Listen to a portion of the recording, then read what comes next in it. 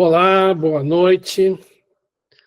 Mais uma reunião do Decifrando o Novo Testamento com a Visão Espírita. Meu nome é André Andriolo, hoje é 14 de julho de 2025, nossa 22ª reunião desse estudo. Vamos começar o ensino por parábolas. Como sempre, eu esclareço que a gente não tem nenhum objetivo, nenhuma intenção de brigar com ninguém, com nenhuma religião.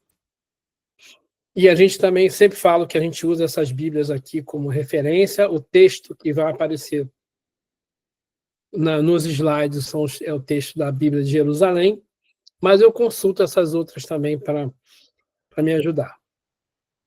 Como fonte não espíritas, eu uso os comentários bíblicos e manuais bíblicos, e também o dicionário bíblico, que estão aqui na tela. Todos esses três são de origem protestante, mas são bastante interessantes. Como fonte espírita, hoje, eu vou usar os comentários do Espírito Emmanuel, através da mediunidade de Chico Xavier, do livro Caminho, Verdade e Vida. O texto do Eliseu Rigonati, nesse livro, O Evangelho dos Humildes, que ele comenta o texto de Mateus. O Sabedoria do Evangelho do Pastorino, agora vamos ver o volume número 5 e o 3, são os dois que eu estou usando hoje. O Estudo Aprofundado da Doutrina Espírita, lá o tomo 2, vamos falar um pouquinho também, um texto que tem lá. Como outras fontes espíritas que eu estou usando, o livro Luz Imperecível, de José Onofrio de Abreu, Parábolas do Amor, do Jorge Alará, Parábolas Evangélicas, do Rodolfo Caligares, e também as apostilas da FEB, do Estudo do Evangelho Redivivo. Tá? Então, vamos lá. O nosso ensino, o nosso estudo hoje, né, como os objetivos, a gente falar da semente que germina por si só, vamos falar do grão de mostarda, vamos falar da massa fermentada e do joio do trigo. São 4 parábolas diferentes que nós vamos tratar elas hoje.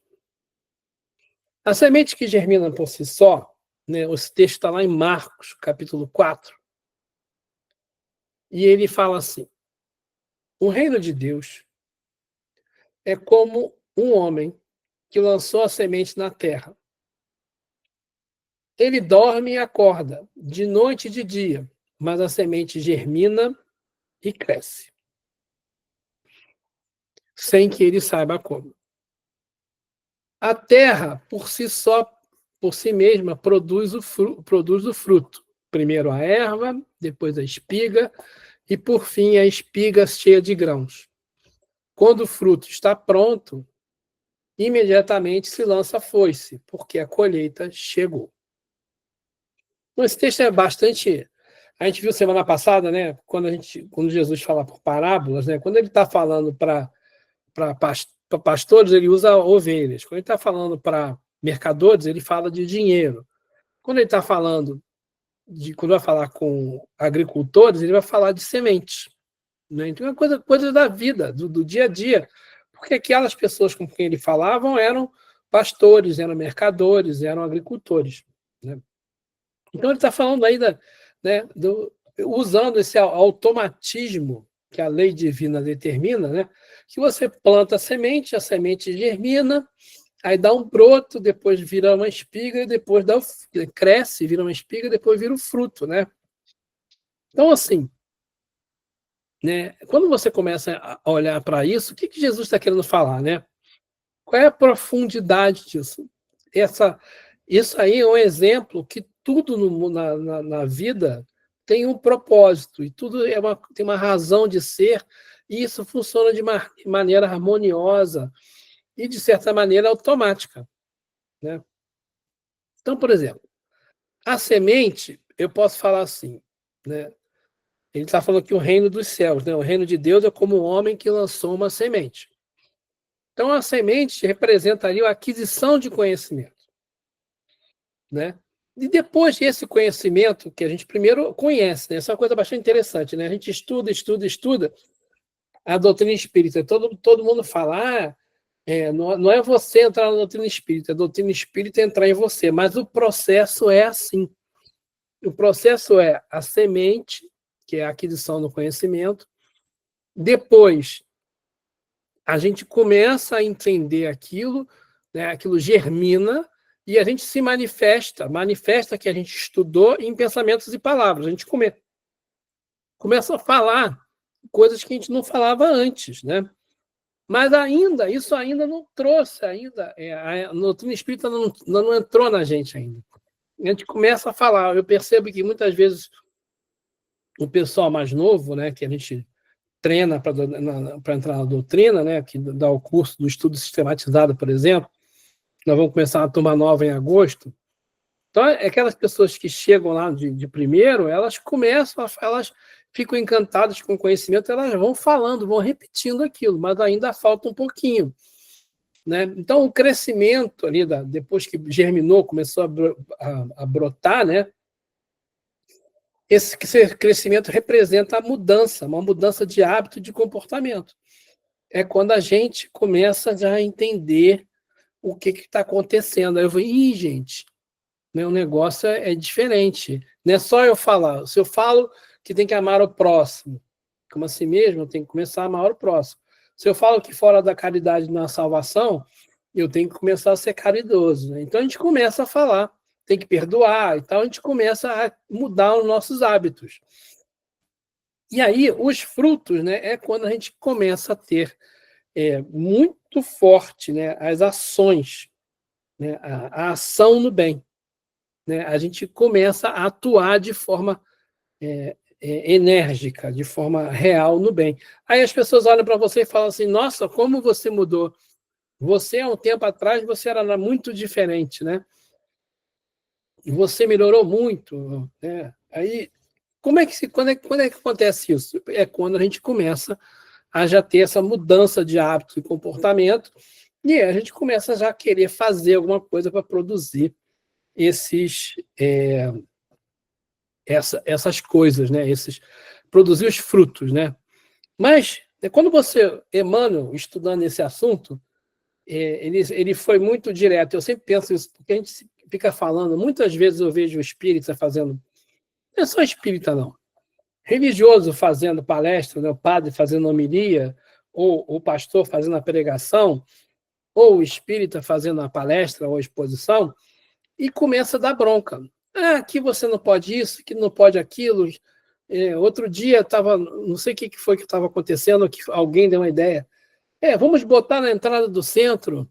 Se Jesus orasse para você hoje, o que ia acontecer? Eu falei, gente, a pessoa vai sair correndo.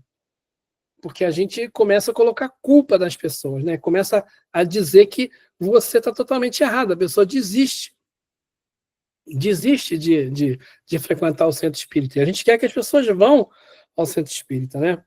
E aí o Emmanuel, comentando essa passagem, ele fala assim, lá no livro Caminho, Verdade e Vida, no capítulo 102.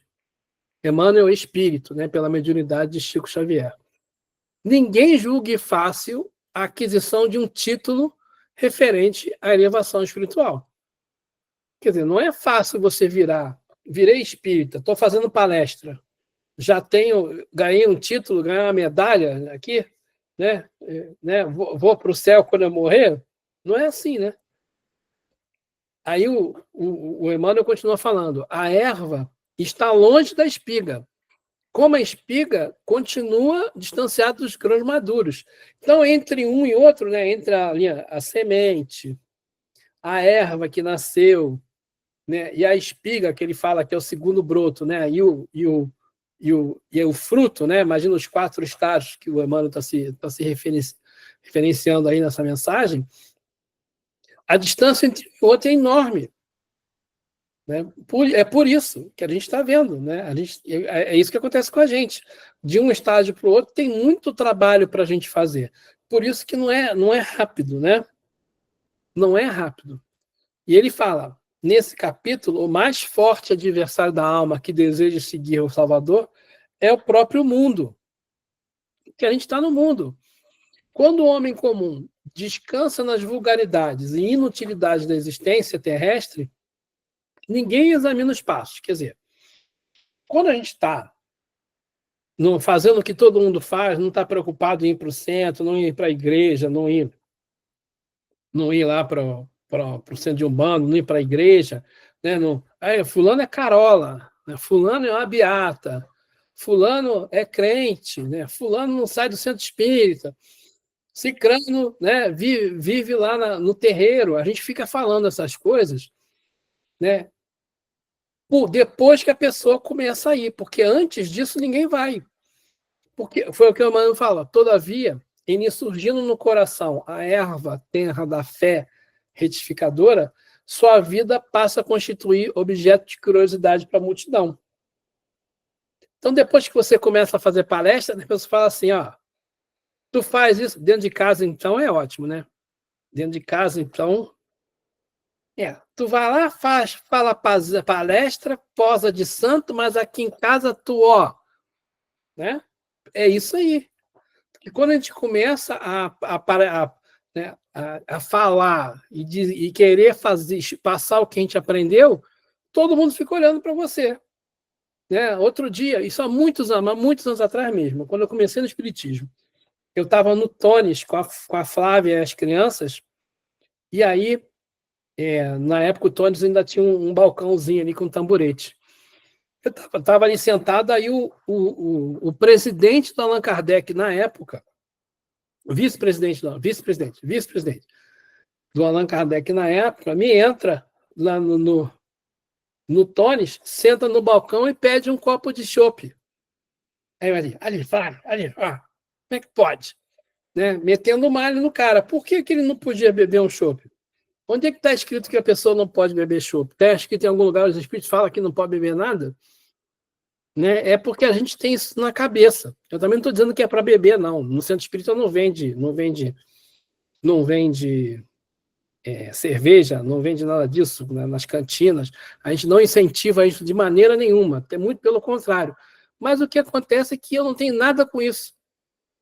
Mas eu, na época, achava que só porque o cara era vice-presidente do Centro Espírita, ele não podia ter o hábito de beber um chopp, um calor danado. Né? Aí depois, e quando eu fosse tomar um chopp com os amigos no bar, né, numa reunião social, como é que eu ia fazer? Então a gente tem que tomar cuidado, porque a gente fica escrutinando a vida dos outros, porque eles estão lá na posição de destaque na religião. Imagina Chico, imagina Divaldo, imagina Haroldo, imagina Jorge Lará, imagina todos esses, né? O Rossandro. Eu acho engraçado que às vezes eu vejo essas pessoas que têm uma profissão, né?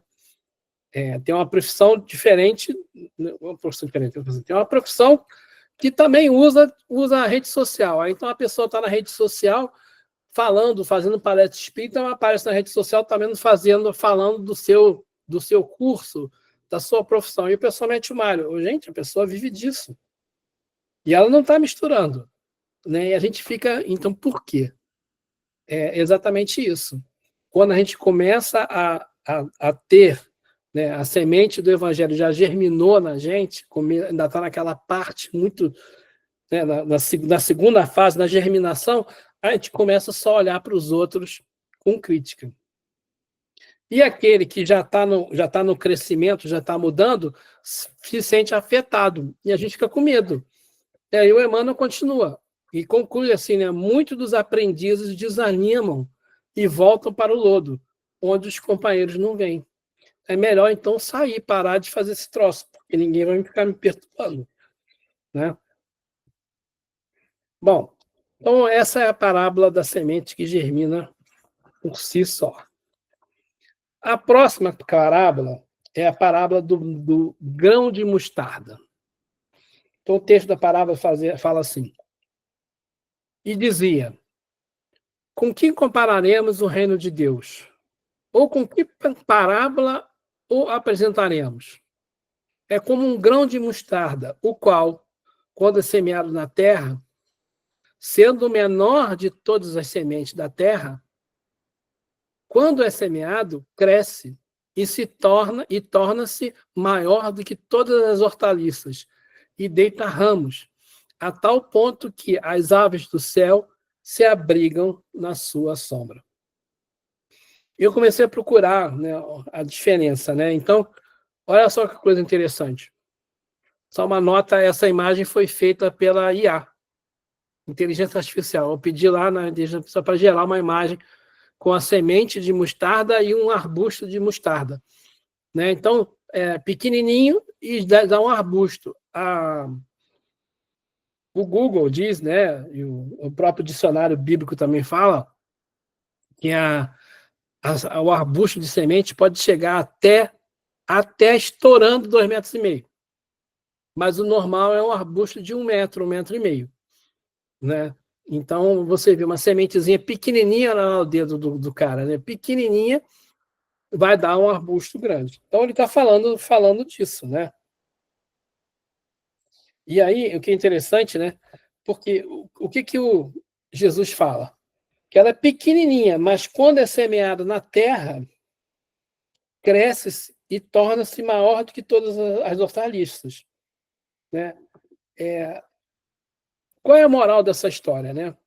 Isso também Chico Xavier, Emmanuel, Caminho, Verdade e Vida, fala assim: o bem semeia a vida, o mal semeia a morte. O primeiro é movimento evolutivo na escala ascensional para a divindade. O segundo é a estagnação. Muitos espíritos, de corpo em corpo, permanecem na Terra com as mesmas recapitulações durante milênios, né? Por que Jesus está falando da semente? Que você só precisa plantar e deixar crescer, mas a gente fica assim, fica parado, né? Fica retroagindo, né? E se você semear também o mal, né? E você fica parado no tempo, você não anda, né? A gente não evolui nunca. Então, quando a gente semeia o bem, dá uma árvore bonita, mas quando a gente semeia o mal, o mal semeia a morte, né? O primeiro o bem é movimento evolutivo para cima, e o segundo é chega estagnação. Quando a gente semeia o mal, a gente fica parado. E a gente colhe o que semeia, né?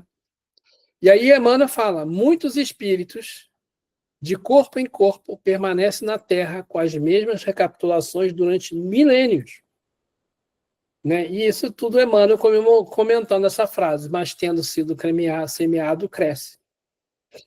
Então, essas duas parábolas, são 3 parábolas que está falando da semente, né? A do semeador, da semente germina por si só, e a do grão de mostarda. É Jesus falando o tempo todo de que existe uma gradação, né? E que a gente tem que semear o bem para colher o bem. E que naturalmente, isso é uma ordem natural, é uma lei natural, que a gente vai, todos nós vamos evoluindo, todos nós vamos andando, todos nós vamos crescendo, todo mundo vai fazendo esse movimento evolutivo, assim, em escala ascensional. Mas, quando a gente erra, quando a gente persiste no mal, como ele diz ali, a gente fica de corpo em corpo, né? Nasce, cresce, trabalha, morre, vai para o plano espiritual, nasce de novo e fica indo e vindo, sempre na Terra. Não conseguem progredir, porque nosso objetivo é não ter que mais encarnar na Terra, né? Bom, aí ele conta outra parábola, continuando lá em Marcos, né? Ele contou outra parábola. Aí ele já mudou, já não está mais falando de semente. Ele já está falando de dona de casa, né? Contou-lhes outra parábola. O reino dos céus é semelhante ao fermento que uma mulher tomou e pôs em 3 medidas de farinha, até que tudo ficasse fermentado. Essa é bastante interessante, porque por que ele está falando de farinha, né? E dá até 3 medidas, porque devia de ser, né, naquela época, né, o fermento, né, é uma substância biológica ou química que faz crescer ou levedar a massa. Então, muita gente fala assim: a massa tem que levedar ou a massa tem que crescer. E quando você faz lá a massa, né, mistura lá a farinha e bota o fermento, a massa cresce, mas é um negócio lento, né? A massa vai crescendo de maneira lenta, né? Deixa eu pegar aqui outra. outra fonte aqui. Então, a massa vai crescendo devagarzinho, né? Eliseu Rigonati fala disso lá no Evangelho dos Humildes. Assim como a massa fermenta vagarosamente, assim também a humanidade não compreenderá nem assimilará os ensinos espirituais de uma só vez, mas aos poucos.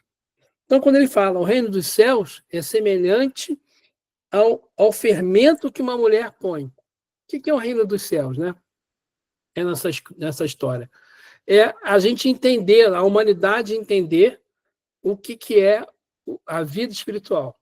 É a humanidade toda evoluir para um lugar melhor. É a humanidade inteira sair dessa lama que a gente vive, né, de provas e expiações, para ir para o mundo de regeneração. Né? Isso tudo não adianta, não vai acontecer de uma hora para outra. Né? Assim como a massa fermenta vagarosamente, assim também a humanidade não compreenderá nem assimilará os ensinamentos espirituais de uma só vez, mas aos poucos.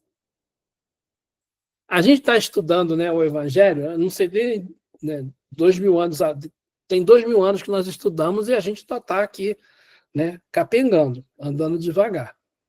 Mas a gente vai aos pouquinhos, vai aprendendo. Hoje nós estamos estudando aqui hoje. Né, hoje, estudamos aqui hoje. Hoje, em 2025, nessa encarnação, nós já estamos estudando. Mas aos pouquinhos que nós vamos compreendendo, a gente vai lendo, a gente vai entendendo o que está escrito, a gente gosta da parte histórica, a gente gosta de saber de onde é que vem, gosta do simbolismo, e aos pouquinhos a gente vai estudando, isso vai entrando na gente. Igual a semente que está germinando, né? A semente que germinou, brotou, né? E vai dar espiga para dar fruto. Porque quanto mais a gente estudar o Evangelho, mais gosto a gente vai ter para ele, vai ter por ele. Quanto mais a gente entender o que está ali, mais a gente vai gostar. Por isso que é legal, às vezes pessoas falam assim, nossa, vocês são espíritas, estudam tanto, estão sempre estudando, porque a gente gosta. Quanto mais a gente vai estudando, mais a gente vai ficando... quanto mais a gente estuda, mais a gente vai ficando afim do negócio, mais a gente vai ficando motivado pelo estudo, mais cativado a gente vai ficando pelo estudo, né? Então, assim, o fermento o que é o fermento da nossa vida? É o estudo do Evangelho, é a compreensão das verdades divinas. Isso para nós somos cristãos. Para quem não é cristão, o fermento é outra coisa. Mas o estudo das verdades espirituais é que é o fermento da vida que vai fazer a gente, aos pouquinhos, ir melhorando. A próxima parábola é a parábola do trigo e do joio. Vou até ver se eu falo isso aqui na frente. Essa aí é uma foto do trigo e do joio. O trigo e o joio são muito parecidos.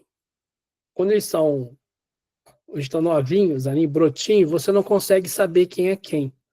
Né? E o trigo, e obviamente, o joio é uma erva daninha que estraga, né, como é que eu falo assim, a produtividade da colheita. Porque quando você vai colher, você quer pegar tudo de uma vez, não tem que ficar separando. Então, por isso que existe a necessidade de separar o trigo do joio. Então, Jesus começa uma nova parábola que eu coloquei para vocês aqui. Isso está em Mateus, capítulo 13, versículos 24 em diante. Propôs-lhes outra parábola, dizendo: o reino dos céus é semelhante ao homem que semeia a boa semente do seu campo.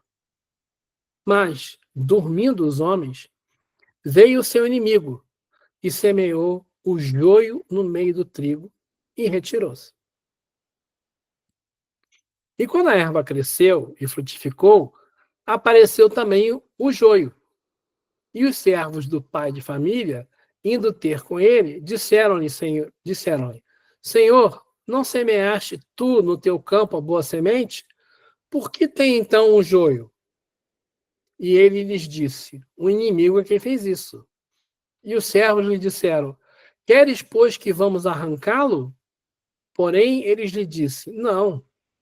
Para que, ao colher o joio, não arranqueis também o trigo com ele? O joio e o trigo são muito parecidos, né? Então não vai arrancar junto. Deixei crescer ambos juntos até a ceifa. E por ocasião da ceifa, direi aos ceifeiros, colhei primeiro o joio e atai-o em molhos para o queimar. Mas o trigo ajuntai ao meu celeiro. Então, eu vou falar mais 2 vezes sobre esse assunto aí, vou repassar aí esse assunto, essa parábola 2 vezes. Rodolfo Caligares, no livro Parábolas Evangélicas, ele fala aí, ó, o semeador é Jesus, o campo é a humanidade, o trigo é o evangelho, o joio são as interpretações capciosas, o inimigo são aqueles que fazem a interpretação capciosa, e os ceifeiros são os espíritos superiores. Mas onde é que foi que, né, o Rigonati tirou isso? Jesus, lá um pouquinho mais na frente, no versículo 36 do mesmo capítulo, do capítulo 13, ele fala assim, os apóstolos pedem para Jesus explicar a parábola do joio no campo. E Jesus responde, o que semeia a boa semente é o filho, semeador, é Jesus. É o filho do homem. O campo é o mundo, texto da Bíblia. O campo é a humanidade. A boa semente são as pessoas do reino de Deus. Quer dizer, vamos falar assim, Jesus fala que são as pessoas, mas a gente sabe que, na verdade, a boa semente são o que as pessoas do reino de Deus trazem, que é o evangelho, a boa nova. O joio são as pessoas do maligno, são as pessoas que interpretam errado o evangelho. O inimigo que semeou, na minha tradução aqui tá, é o diabo. Na verdade, o inimigo são aqueles que fazem a interpretação errada, né? E a colheita é o fim do mundo. O que é a colheita? Né? E os ceifadores, colheita são o fim do mundo, e os ceifadores são os anjos. Os ceifadores são os espíritos superiores. E o que é a colheita, que ele chama de fim do mundo? É a purificação espiritual. É quando a gente conseguir chegar lá, né, não precisamos mais reencarnar na Terra. Isso é que eu acho que é a nossa purificação espiritual, né?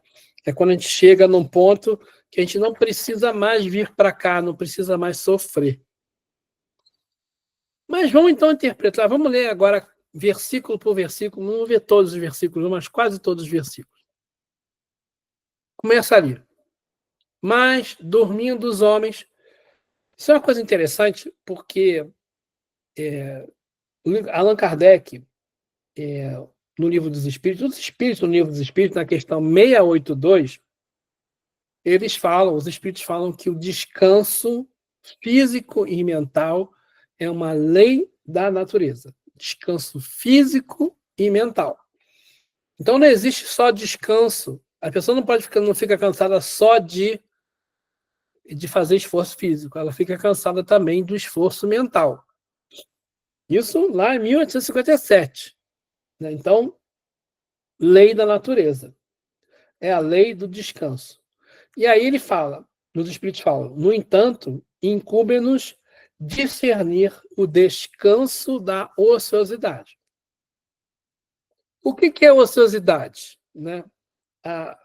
A mente ociosa, né? A pessoa que tem a mente ociosa, ela permite a invasão de pensamentos ruins. O que é a invasão das trevas? Né? O que é a invasão da treva? São os espíritos inferiores que podem, que se aproveitam da gente estar pensando besteira, está pensando em nada, a gente permite o acesso a esses espíritos que estão a fim que a gente não tenha sucesso. que é o que... Isso tudo estou pegando nesse livro aqui, Luz Imperecível,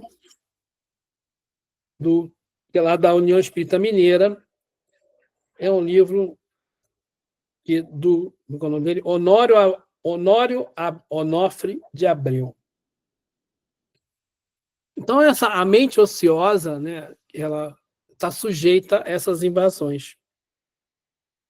Mas, aquela pergunta, quem é que pode estar imune? Quem está imune a essas investidas? Né? Como é que a gente fica imune? Porque a gente, quando está sendo atacado, a gente fica incapaz a gente se sente incapaz de perseverar, a gente começa a se lembrar do passado. Se eu tivesse feito isso, se eu tivesse aquilo, ou até outras vidas, né?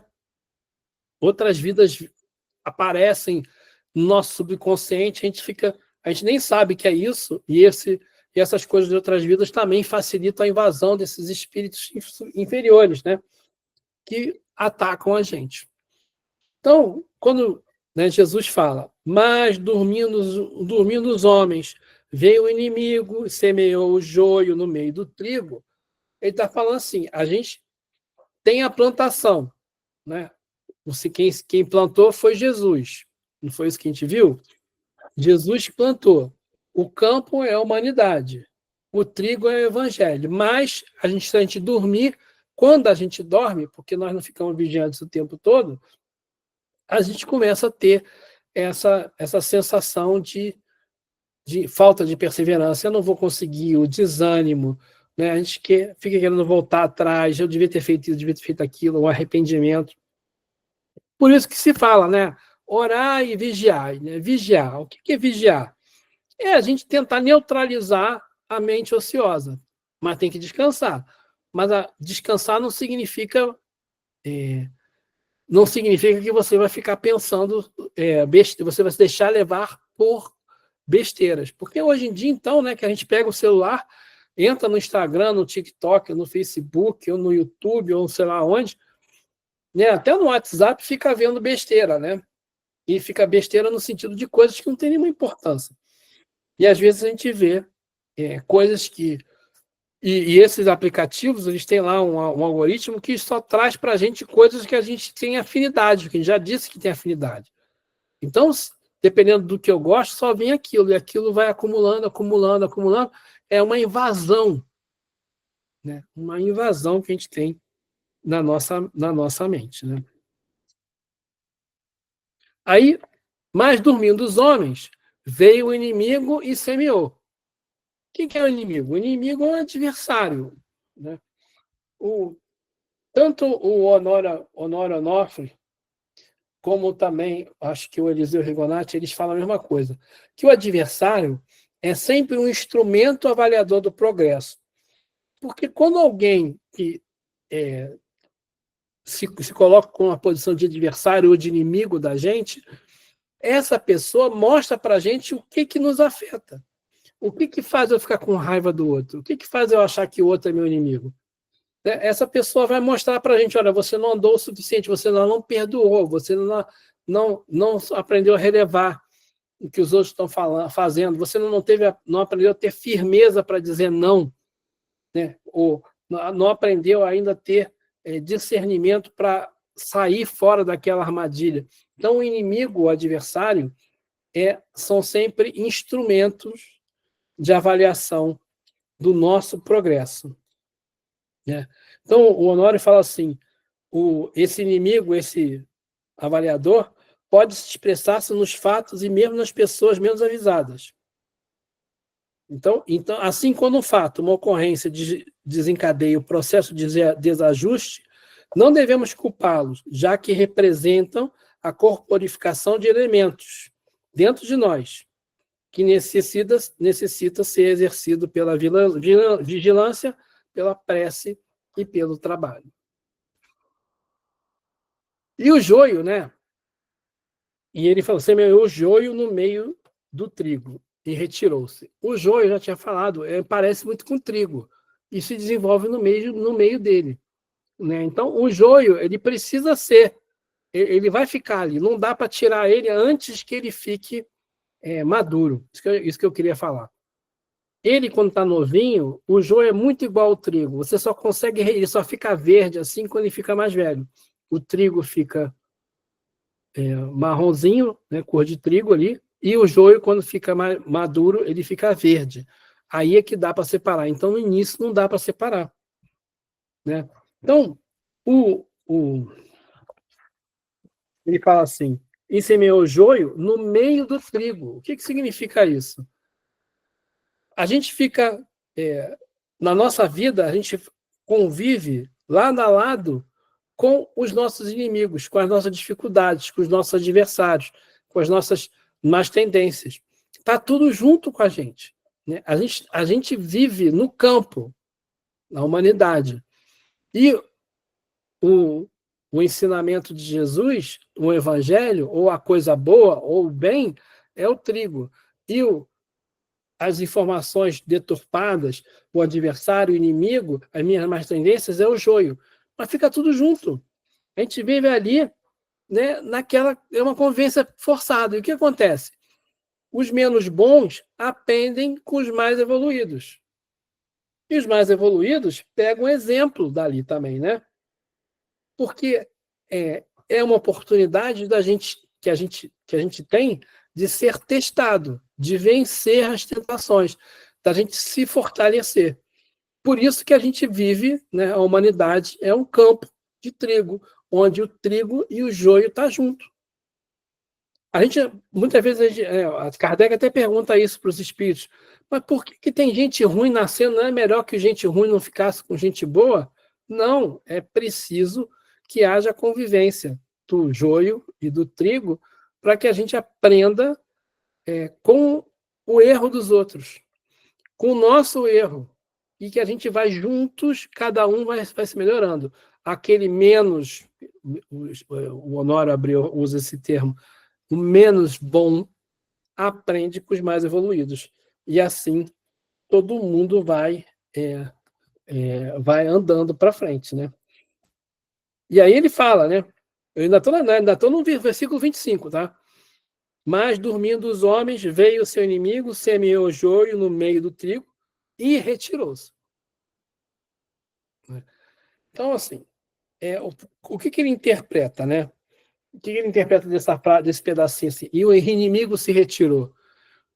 Todos os acontecimentos infelizes decorrentes da invigilância ou na situação de forças inferiores, o mal opera às escondidas. Por quê? Instaurado o processo de desarmonia, o agente causador da perturbação retira-se, observando a distância os seus efeitos. A Simone está aqui, Simone Justa, lembra da última reunião de terça-feira, né? A gente falando sobre o perdão, né? Porque quando a pessoa me prejudica, ela vai lá, faz o mal, né? Ela causa desarmonia uma vez. Ela perturba, ela me deixa perturbado, ela faz o mal em mim e vai embora. E eu fico revivendo aquele mal. Toda vez que eu penso naquilo que aconteceu de ruim comigo, eu estou revivendo o mal, eu estou sentindo de novo. A perturbação volta. E aquele que causou o mal, o agente causador, foi embora. Está nem aí. Só fica de olho observando. Né? Jogou a sementinha do mal, vamos falar assim, e eu fico ali alimentando ela, regando ela, esperando ela germinar e tal, e aí só vai dar fruto ruim. Né? A gente vai andando nesse sentido. E aí ele fala, né, continuando já no capítulo, no versículo 26, desculpa. E quando a erva cresceu e frutificou, né, apareceu também o joio. A referência não está errada, não é 27, não, é 26. Quando a erva cresceu e frutificou, apareceu também o joio. Na natureza, não há saltos evolutivos. Semeia-se, germina-se, cresce e frutifica-se. Voltando lá à parábola da semente que germina por si só. Né? O mesmo ocorre com o bem e o mal. Quem planta, colhe a seu tempo, segundo a qualidade da sua semeadura. Então, assim, se a gente plantou o mal, a gente vai colher o mal. Se a gente plantou bem, a gente vai colher o bem. Quando a gente fala de livre-arbítrio, né, a coisa mais certa do livre-arbítrio é o que você semeou, você vai colher. Você pode fazer o que você quiser. Por isso que Kardec fala, eu posso tudo, mas nem tudo me convém. Então, tudo que a gente faz tem uma consequência, a lei de causa e efeito. A semeadura é livre, mas a colheita é obrigatória. Eu posso semear o que eu quiser, né? Eu posso fazer o que eu quiser, mas eu vou colher de acordo com o que eu plantei. Eu posso não querer semear, mas eu vou colher de qualquer jeito, né? Então, né, o bem e o mal, né, é a luz e treva. E outro motivo de você ter o joio e o trigo é que a gente também só consegue enxergar as coisas através do contraste, né? O trigo e o joio, né? É o amarelinho com o verde, é a luz e a treva, né? A gente vive através disso esse contraste. Quando você vê, né, as pessoas que trabalham com arte, aqueles que fazem desenhos, né, desenhos com lápis, a pessoa consegue dar vida a um desenho no papel apenas adicionando luz e sombra, né? Sombreando um lado, deixando o outro lado mais claro, vai deixando o outro lado menos, igual está aqui, né, nas fases da Lua. A gente só vê as coisas através do contraste, né? Aí, Jesus, então, continua o texto já agora sim no 27. E os servos do pai de família, indo ter com ele, disseram-lhe: Senhor, não semeaste tu no teu campo boa semente? O pai de família aí vou falar assim, é Jesus, né? Ele está falando, o Senhor, né? Está falando de Jesus. Não semeaste tu no teu campo a boa semente? Desculpa, o pai de família aí é Deus, o Criador Supremo. Os servos aí são os instrumentos utilizados por Jesus, o semeador da boa semente, nas múltiplas expressões de serviço existentes na sua seara bendita. São os trabalhadores da seara do Cristo. Então, nessa frase aí, os servos do pai de família, o pai de família é Deus, né? Falaram com ele, Senhor é Jesus, que semeou. E os trabalhadores, os servos, né? Quem são os servos? São os trabalhadores que existem, que estão por aí. Nós, por exemplo, nós estamos trabalhando os padres, os pastores, né? Todo mundo, com pessoas comuns que estudam a palavra do Cristo e seguem, né? Ou que seguem Buda, ou que seguem Krishna, ou Maomé, todas essas pessoas que têm um conhecimento ou que não tem religião nenhuma, mas que seguem a moral, o código moral, essas pessoas são os servos da seara, os trabalhadores do servo do Cristo. Aí ele fala assim, queres, pois, isso no 29, queres, pois, que vamos arrancá-lo? Quer dizer, os servos falam para Jesus, né, para o semeador, quer que a gente vá arrancar? Aí, porém, ele lhes disse, não, para que ao colher o joio não arranqueis também o trigo com ele. Tá certo, né? É aquela história. Você não vai querer tirar o trigo,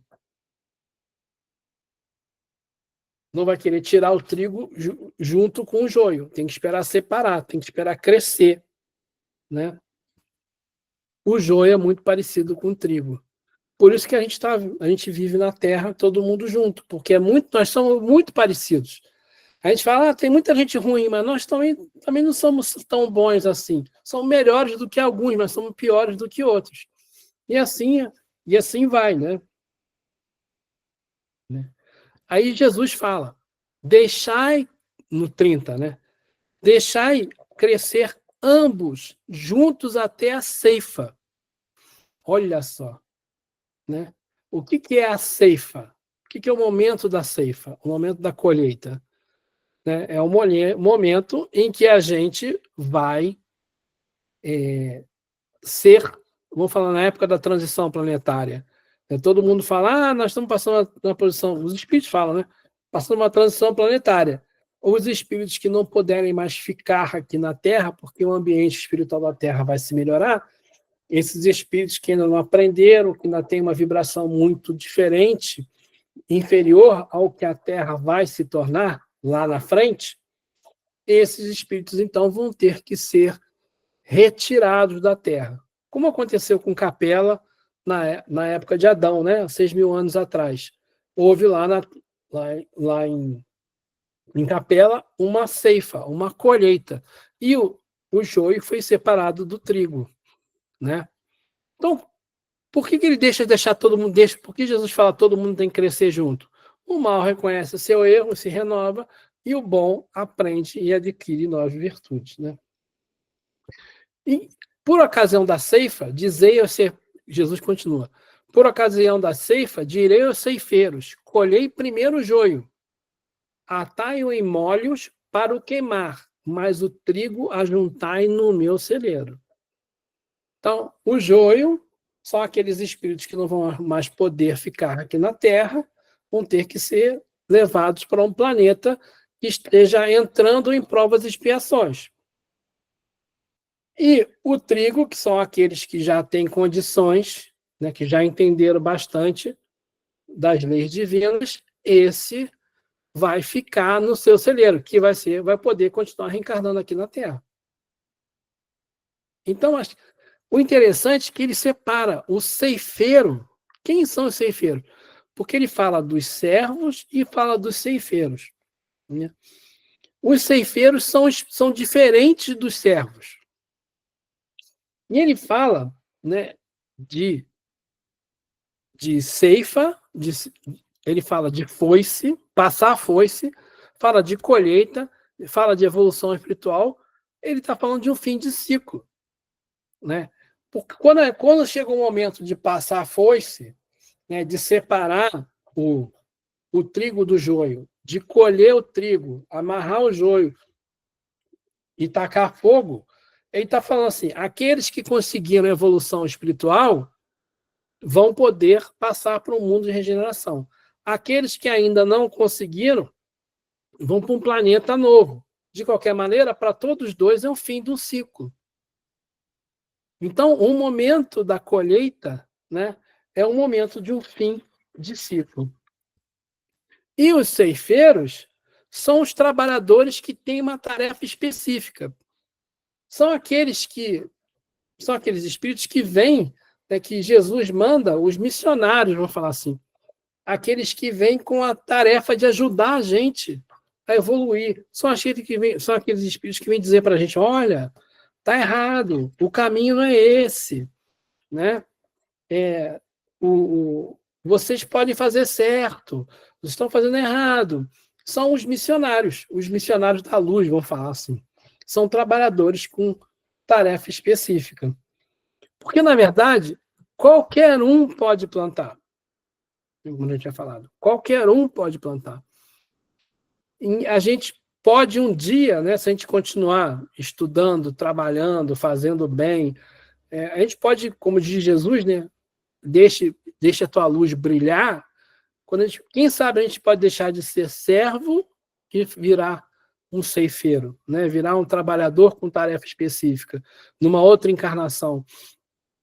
A gente consegue, não precisa mais vir encarnar, mas nós vamos vir aqui encarnar para poder ter uma tarefa. Como a gente vê lá no nível renúncia, né? A Alcione vem para a Terra para ajudar lá o seu companheiro de jornada que ficou para trás. Ela não precisava mais de encarnar aqui na Terra, mas ela veio para ajudar. Porque ele estava plantando e estava colhendo. Ele plantou e estava colhendo o que ele fez. Mas ela já tinha entendido, mas ela veio e voltou para ajudar. Então, essas pessoas, né, esses espíritos superiores que de vez em quando encarnam aqui entre nós, eles nos ajudam, né, a gente a andar mais rápido, para que na hora da colheita a gente fique no celeiro e não seja enrolado, né, em molhos para poder ir sermos mandados para outro planeta, né? Então, gente, muito obrigado. Semana que vem, eu botei aqui semana que vem, mas não vai ser. Semana que vem nós vamos ter um recesso de uma semana, né? A gente deve voltar na segunda-feira, dia 28.